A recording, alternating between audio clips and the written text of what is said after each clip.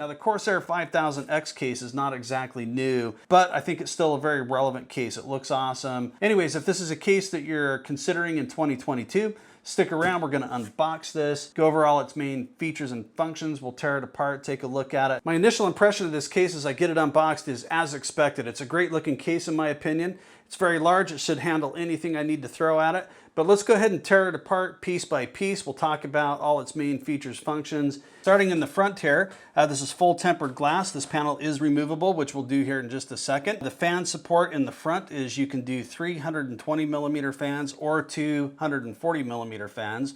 Radiator support is up to a 380 millimeter radiator. All right, so moving around the back, this is a tempered glass panel. We do get an air filter cutout here. Now the support for this, they call this the motherboard tray in the Corsair user manual.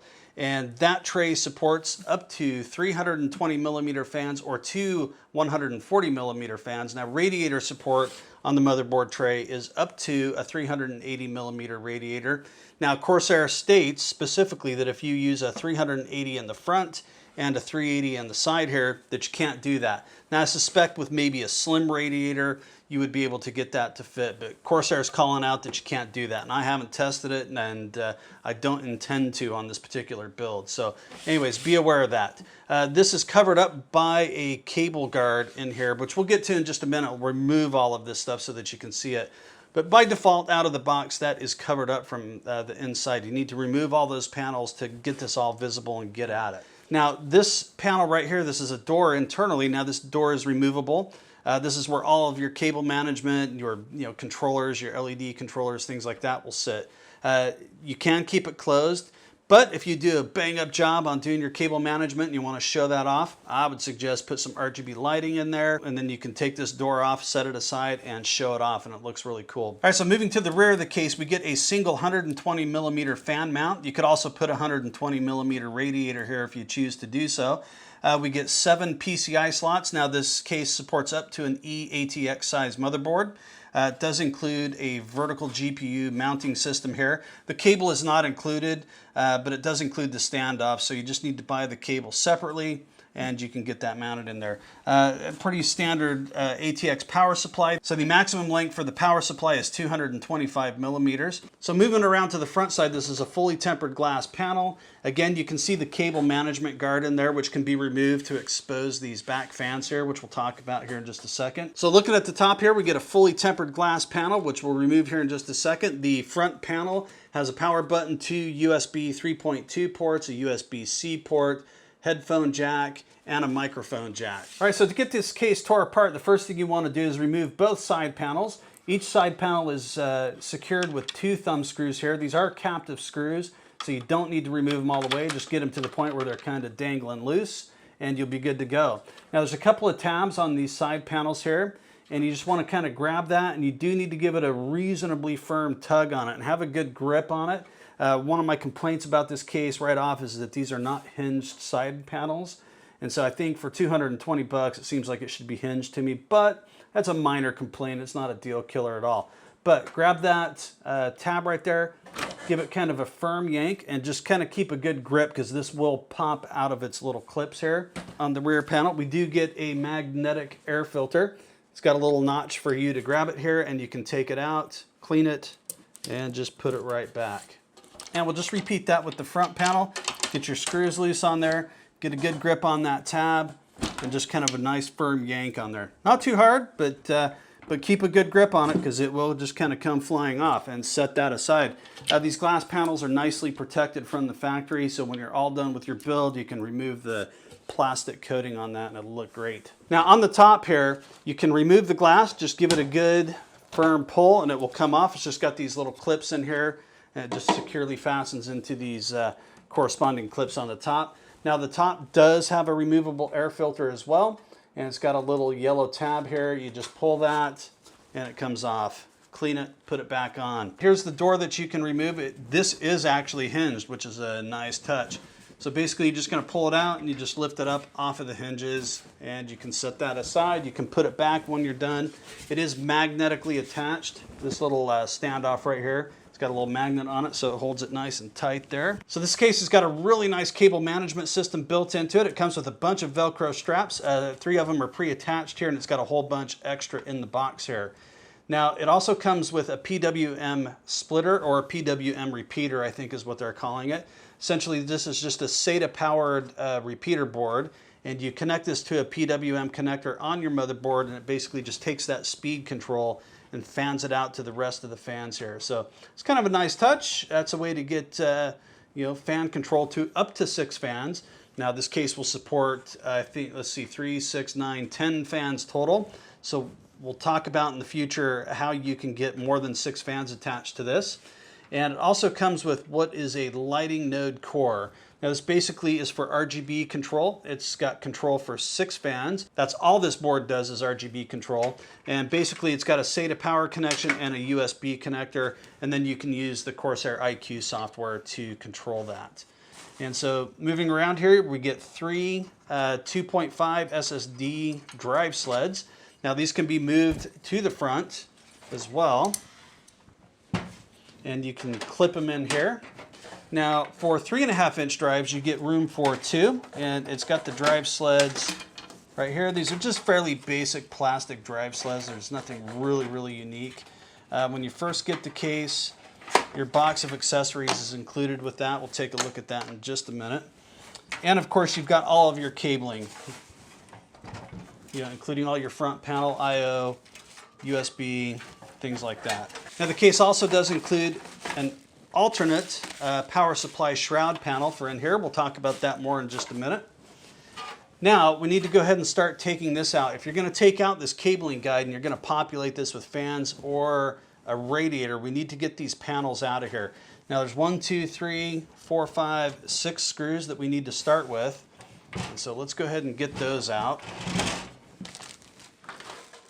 All right, so once you get those 6 screws out, this whole tray here will kind of come out. Not too hard to do. And then, of course, you can populate that with radiators and fans and whatever you like. Now, here's the cabling cover that we need to remove if you want to expose all of this here. You can, of course, leave this here if you're not going to use this, and because it kind of looks pretty nice back here. There are a couple of screws you need to remove. There's one at the top and one down here at the bottom. So let's get those out of here. Once you get those done, there are 2 thumb screws here and here that you need to remove. And once those are out, that'll just kind of pop loose. Just be careful not to scratch it because you are working with some painted surfaces up there. And that piece comes out right there. Very nice little Corsair logo on there, like that. Then you can remove this power supply shroud down here. And this is the one that it comes with. And there's a couple of thumb screws here. So get those both undone. You can either keep this one in here, if you kind of want to cover this up, or you can use the other one, which kind of covers up this basement area here. You can remove this motherboard tray here as well, should you ever need to. If you need to get access and you're going to put an AIO in, and you need to replace the existing CPU mount, you could take this tray out temporarily. Basically, it just comes out. And this is where your other SSD would mount, is in those holes there. So the 3.5-inch drive cage can be removed or it can be moved. It's got a couple thumb screws down here in the bottom, and you just pull it forward, and here we go. Nice and easy. It's a fairly simple drive cage, but it does have 4, well, it's got 2 different positions you could put it in. I suppose 3, really. It comes mounted on these 2 slots, but you can move it over here or over here if you need additional room for a longer power supply in there. Or, as I've done in the past on a lot of these cases, I just remove it all together. That way I've got lots of room. You can even get some lighting controllers and things like that down here. So it's kind of up to you. If you're going to use that, it's a functioning, adequate drive cage. And everything else can be removed up here. So the cable guides can be removed. There's just 3 screws holding that on. Couple screws holding it on over here. The PWM repeater can be removed, no problem. Looking on the bottom of the case, there's really nothing down here. There is just a filter for your power supply. So your power supply can, flip up, down, whichever direction you prefer to do it. It does have a filter here on the bottom, which is removable without removing any other components, so that you can clean that periodically. On the front here, you can see we've got all the mounts for the 120 millimeter drives and the 240 millimeter drives. Now on the front, this glass panel removes just like the top one does. Just kind of grab it, give it a firm tug, and it comes right off. Just a couple little mounts right there, nice and easy.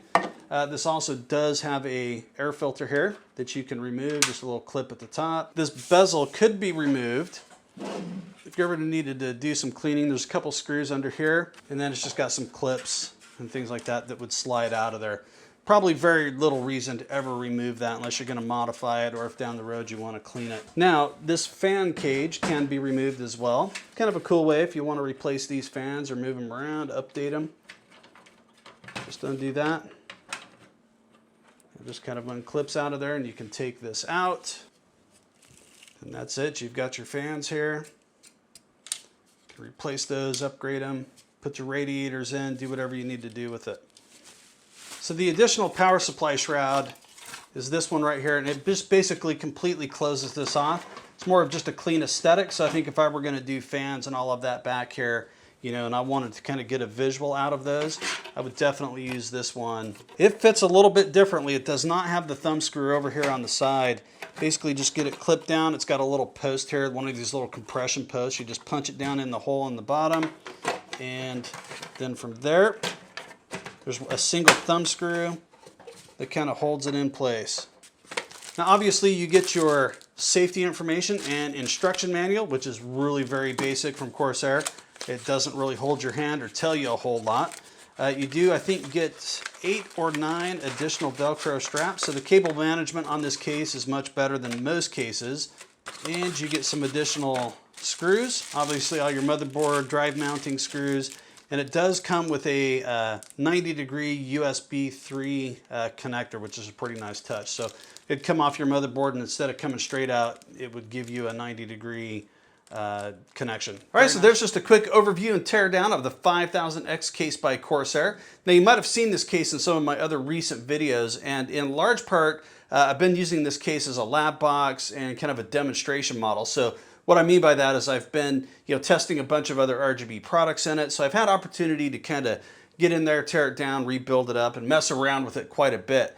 And you know, I'm happy to say that there's been no major frustrations with it. I've had really no issues getting in and out of it and doing different things.